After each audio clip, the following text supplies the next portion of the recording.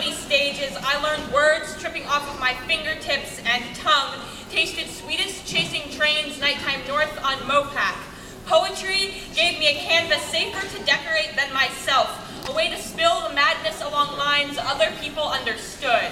Maybe it was the graffiti-covered desks in classrooms, or the fact that the only way I could connect was about writing about poor schools and cities, because poetry is always interesting when there's struggle embedded in every rhyme scheme. So the white communities love me because I was a voice of a place they'd never have to see. It was probably the Hollywood splinter in my fingertips. Poetry found me amongst palm trees and fantasies and told me, you are home. Gave me a couch to sit on with my father and an altar with the boy who didn't even know who I was. Secrets on blue smoke lines turned me into the sequoia that stands here today.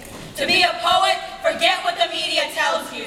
Calling poets pretentious is just another way to voices trying to say something a little bit contentious. You think we don't already know what it's like to be told we write too much about ourselves?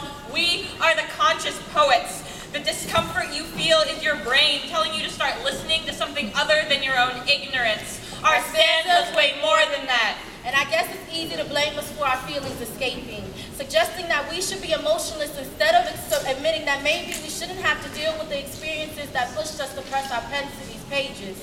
You try standing here reopening painful exchanges and see how long your voice can go without cracking.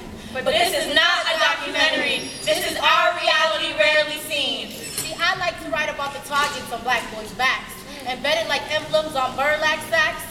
Who do you call to solve the fault of facts that involve stacks of dead boys' names written on bathroom stalls and book bags? And black is not a party because it's success that I seek, peeking over the rising of a GED of the penitentiary, but that highly degree in psychology, not the highly degree in the marijuana tree. We are not cliches. We don't speak for the hell of it, because I know what the story says.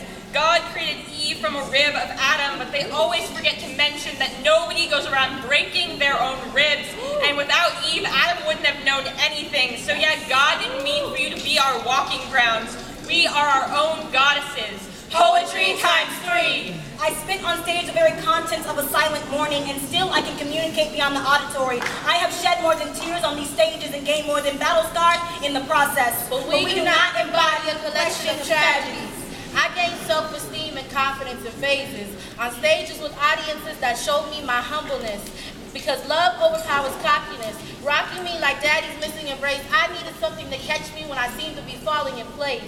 This is in defense of every poet who has ever poured themselves into words because our identity sounded better in stanzas. Who has ever doubted she was good enough for people to build trees out of instead of firewood. Who has ever kept her pages hiding under bed springs, too scared of her own voice and its capacity for change. We are poets.